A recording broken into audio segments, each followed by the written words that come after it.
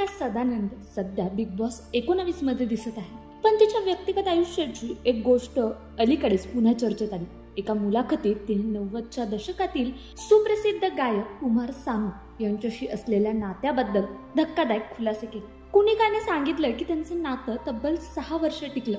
ओटी येथे दोघांची पहिली भेट झाली तेव्हा कुनिका एका प्रोजेक्टचं शूटिंग करत होती, तर कुमार सानू त्यांची बहीण आणि मुलासोबत तिथे फिरायला आले होते। याच काळात दोघं जवळ आले। कुमार सानू इतके भावनिक होते की एकदा त्यांनी मध्यधुंद अवस्थेत खिडकीतून उडी मारण्याचाही प्रयत्न केला होता। ते आपल्या वैवाहिक आयुष्यातून बाहेर पडू इच्छित होते, पण मुलांपासून दूर जायचं नव्हतं। त्यावेळी कनिकाने त्यांना सावरलं।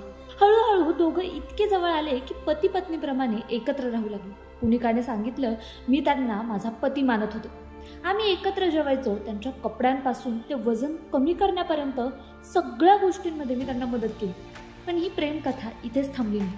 कुमार सानू यांच्या पत्नी रीता भट्टाचार्य यांना दोघांच्या नात्याबद्दल समजले। रीताने थेट कुनिकाच्या गाडीवर हॉकी स्टिकने हल्ला केला आणि तिच्या घराबाहेर गोंधळ घातला।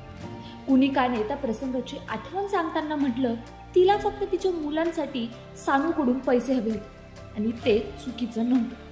शेवटी या सगळ्या गोंधळानंतर कुनिका आणि कुमार सानू यांचं नातं संपुष्टात आलं।